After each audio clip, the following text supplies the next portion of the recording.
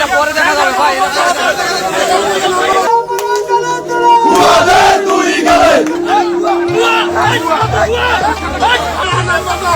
এটা পরে দেখা যাবে ভাই।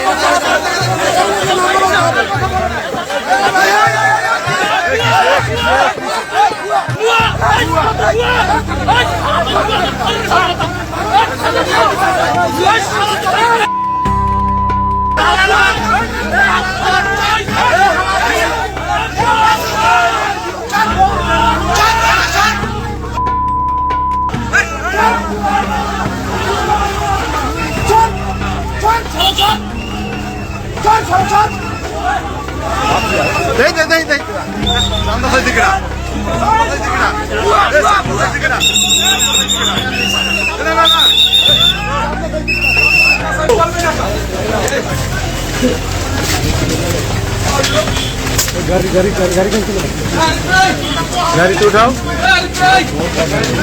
গাড়িটা বলো।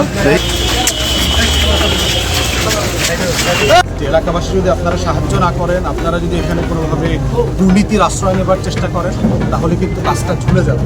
এবং এই চাইনিজ কোম্পানিকে আমরা ইতিমধ্যে পরামর্শ দিয়েছি আইনশৃঙ্খলা বাহিনীকে জানানোর জন্য, দুদককে জানানোর জন্য। এলাকাবাসীর কারা কারা তাদেরকে ঠিকাদারি দিতে বাধ্য করা, কে আপনাকে এখানে পাথর দেবে, কারা বালু দেবে, কারা মাটি দিবে, এগুলো তাদেরকে বাধ্য করছে এবং তাদেরকে না দিলে তারা কাজ করতে দেবে না, এরকম হুমকিও দেওয়া হয়েছে। আবাসী হিসেবে চিহ্নিত করে গেছে, বলছে ঠিকাদার সিলেক্টই হয় না এখন পর্যন্ত। সে বলছে যে এইখানে স্থানীয় লোকজন ঠিকাদারের কাছে চাঁদা চাচ্ছে, বালুর কাজ চাচ্ছে। আসলে এখন পর্যন্ত কোনো কার্যক্রমই শুরু হয় নাই, সবেমাত্র ভিত্তিপত্রের স্থাপন হয়েছে। ঠিকাদারকে আহ্বান করা হবে, তারপর ডিজাইন অনুযায়ী কাজ হবে, তারপর না হয় একটা কথা তার।